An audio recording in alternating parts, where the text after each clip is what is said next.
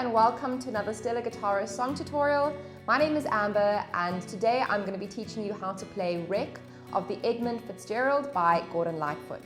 Now this lesson has been inspired by one of our very special Stellar Academy students. So I really hope that you enjoy the lesson. We're going to be learning only 4 chords for the song and we need a capo on the 2nd fret of our guitar. So let's get into the lesson today.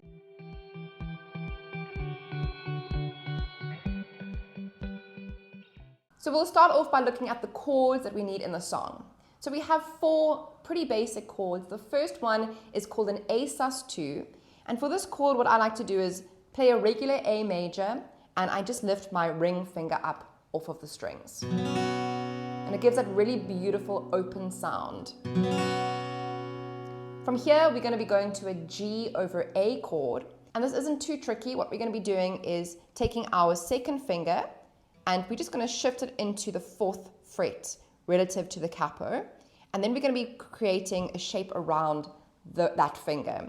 So our first finger will go into the 3rd fret on the B string, and our 3rd finger will go into the 5th fret on the D string.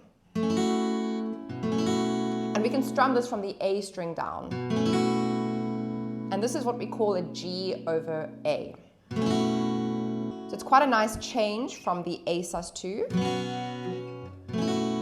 because we have that middle finger which is acting as our anchor finger or our pivot finger, which is going to be sliding back and forth. So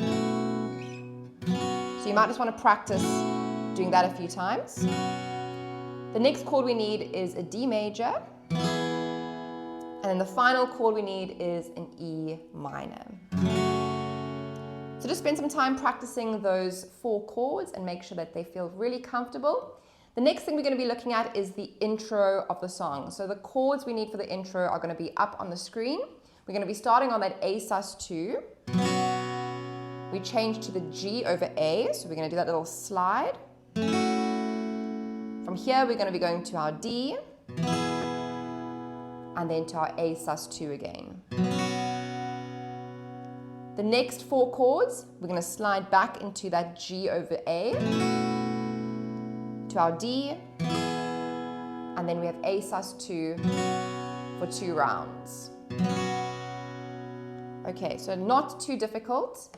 The chords are relatively manageable. Now, this song is written in something called 6/8 time. So this means we're going to be counting up to 6.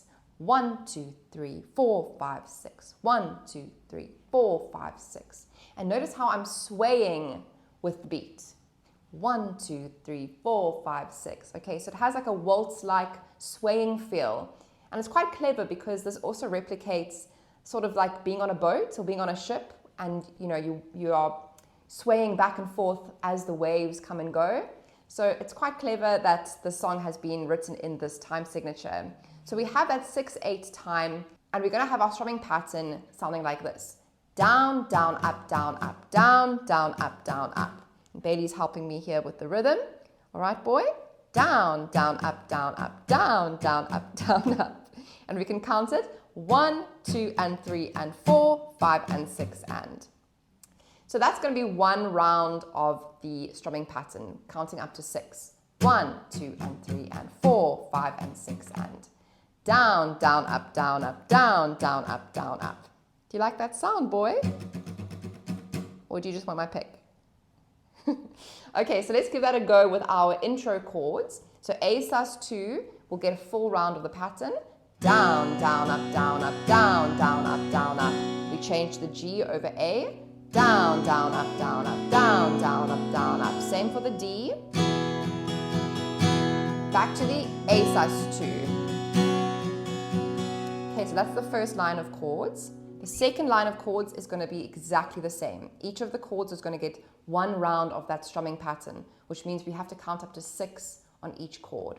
1, 2, and 3, and 4, 5, and 6, and switch. 3, and 4, 5, and 6, and switch. Repeat. So those last 2 chords, which are the A sus2, because we have 2 chords, we have to count up to 6 twice on each of those chords. So the intro is pretty straightforward, and not too tricky. So we have that strumming pattern down. And the good news is that we're going to be using that strumming pattern throughout the rest of the song. The only thing that's going to change are the chords. So when we get to the verse, now the cool thing with the song is that it's almost like a poem that's being sung. And so we have in total, I think it's 7 stanzas of the poem. And it's telling us a story. So there's no chorus, there's no bridge. It's basically just going to be 7 verses that we hear repeated. And so the chords are not going to change for the entire song because we have the same chords played in every single verse. So the chords we have that are going to be played in every single verse, we have an A sus2. From here we're going to go to an E minor chord. We then have G, which is a chord that I did not add in when we were talking about the chords that we need for the song. So we also need a G. That means there's actually 5 chords in the song. From here we go to a D major, and then we have A sus2 for 2 rounds. So before we jump into trying to play along with the strumming pattern, notice that we have the G and the D chord between brackets. So this just means that they're going to be sharing the strumming pattern. The G is going to get the first half of the pattern, and the D will get the second half of the pattern. So the G is going to get down, down, up, and then the D chord will get the other down, down, up, up. So in total, the G and D, down, down, up, down, down, up. So we put the whole thing together, starting on the A sus2. We're going to be sounding something like this. 1, 2, 3, 4, 5, 6. A sus2 to the E minor, to the G, to the D chord, and A sus2.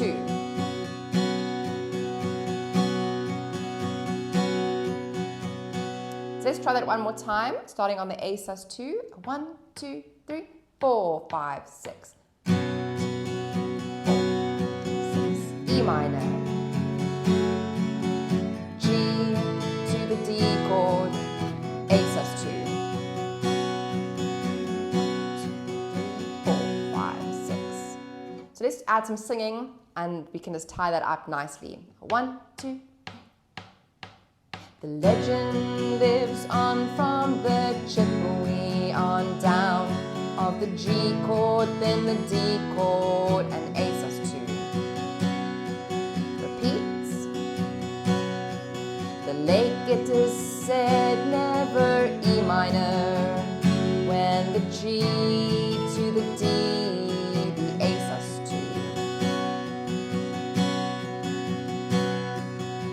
And honestly, that is exactly how you play the entire song. So there is just one thing that you need to take note of, and it's that A sus2 at the end of that chord sequence. Sometimes he plays it twice, sometimes he only plays it once.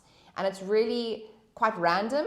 I can't give you exactly a blueprint of when he's going to be doing 2 rounds or when he's going to be doing only 1 round of that A sus2 chord. But it's just something to take note of. And if you join me in the play along at the end of this lesson, you will see exactly what I mean. Sometimes you will see that A sus2 being repeated twice, and then other times it's only played once, and then he goes straight into the next line where he starts to sing immediately. And then that's kind of when you know if the singing starts quite quickly, then you know, oh, he skipped that second A minor chord. But you'll see it's all written out for you in the play along. So you don't have to stress too much about that. Just take a mental note that sometimes that second A sus2 chord is just dropped and not played. Hey Stellar friends, if you are enjoying this lesson so far and you're getting something out of it, then just take 2 seconds to please like this video, and why not subscribe to my channel and join the Stellar Guitarist community. And guys, just one more thing, if you are new to my channel, or maybe you have been following me for a while, but you've just been sitting on the fence, don't forget I have amazing courses on my website, so go check them out. I have a beginner guitar course, I have a Let's Level Up guitar course, which will be perfect for you if you are playing at a more intermediate or late beginner level and you're wanting to stretch your skills. Please go check it out. I'd love to welcome you into the Stellar Guitarist community so that you can become a Stellar Guitarist. Right, let's get back into the lesson today. So what we're going to be doing next is going in for a close-up where we're going to be learning that intro guitar picking part that we also hear played throughout the interludes of the song. It's really fun, so don't skip ahead of this section. Let's go in for a close-up.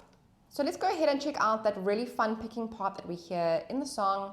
We're going to be starting in our 5th fret, so we're going to be counting up from the capo, 1, 2, 3, 4, 5, and we're going to be taking our first finger and barring our first finger over the B and E strings. Okay, and we're going to strum both of those strings together. We're then going to play the 5th fret on the E. We're going to reach across with our 3rd finger into the 7th fret, and then we're going to take that finger away and play 5 again. So we have 5 and 5 together. And then we have 5, 7, 5. Now when we play 2 strings at the same time, this is called a double stop. So we have a double stop first, double stop, 5, 7, 5. And you can keep that first finger bar down for that entire bar because we still need that 5th fret to ring out on the high E string. From here, we're going to reach across with our pinky into the 8th fret on the B string. Then our first finger is going to play the 5th fret on the B string, and then we have 7 on the B string with our 3rd finger. So it's a little bit of finger gymnastics here. You need to make sure you're using the correct fingers. So each finger has a little home. Each finger has a fret. So make sure that you're keeping those fingers and you're not doing weird stretching because it's just going to confuse you in the long run. So those first 2 bars sound like this.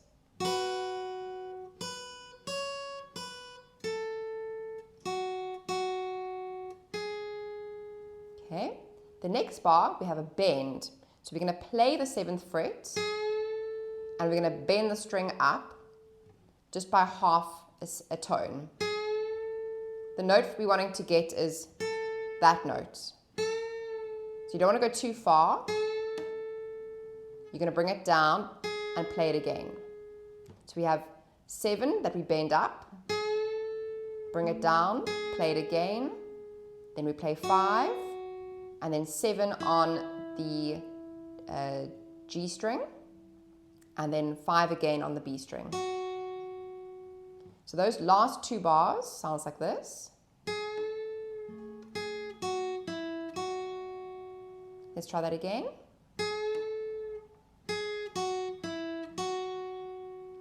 So that whole line is going to sound like this.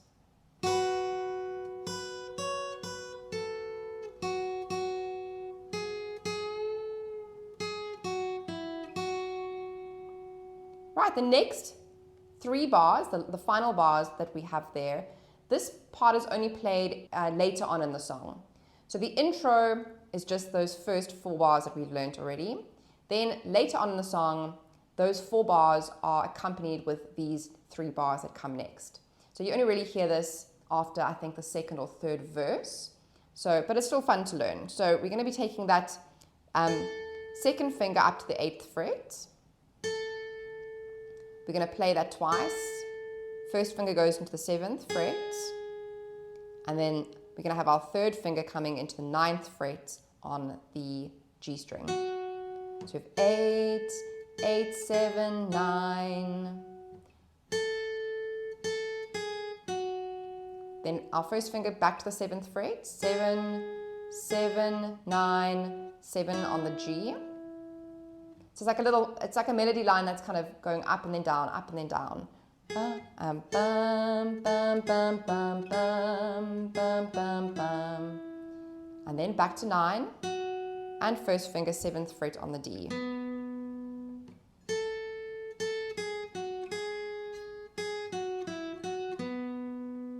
Okay, now if you listen to the original, there's a little bit more going on in this riff. There's quite a lot of bends, and maybe like 2 or 3 more embellished notes. I've simplified it just so that we can all play it without there being too much of a headache. So this is going to sound 95% like the original. We have got 1 bend in there, but the rest I've taken out because it just gets a little bit too confusing. So let's take it from the very beginning. This is what the whole riff is going to sound like. So 1, 2, 3.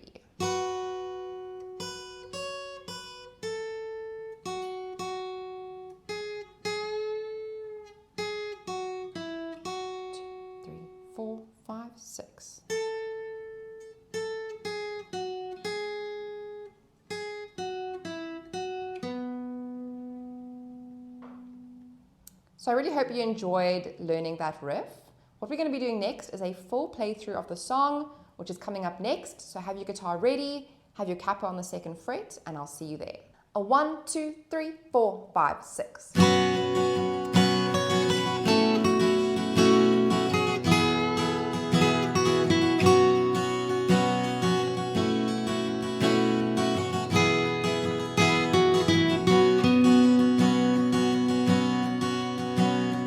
Legend lives on from the Chippewa on down of the big lake they call Gitchagoon. The lake, it is said, never gives up her dead when the skies of November turn blue. With a load of iron or 26,000 tons or more than the Edmund Fitzgerald weighed. Good ship and crew was a bone to be true when the gales of November came early. The ship was the pride of the American side, coming back from some mill in Wisconsin. As the big freighters go, it was bigger than most, with the crew and good captain well seasoned, including some terms with a couple of steel firms when they left fully loaded for Cleveland. Later that night when the ship's bell rang, could it be the north wind they'd been feeling?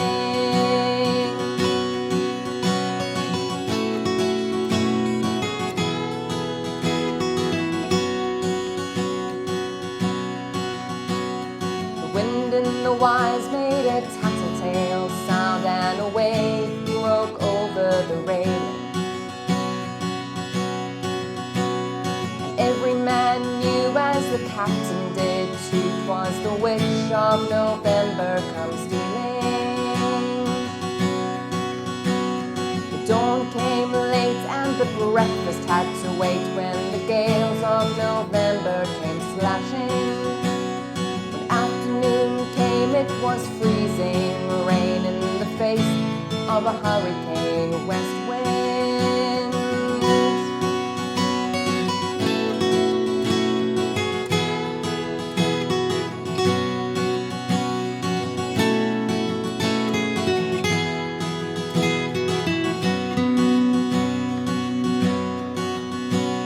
When supper time came, the old cook came on deck saying, "Fellas, it's too rough to feed ya." At 7 p.m. a main hatchway caved in. He said, "Fellas, it's been good to know ya."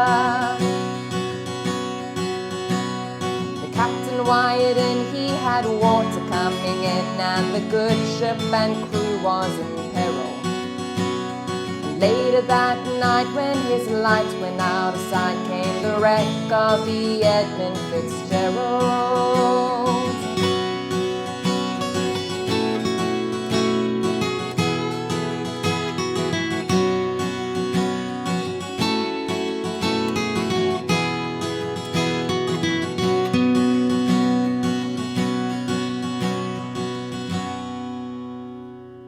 So that's how you play Wreck of the Edmund Fitzgerald on the acoustic guitar. Thank you so much for joining me today and jamming along in this awesome lesson.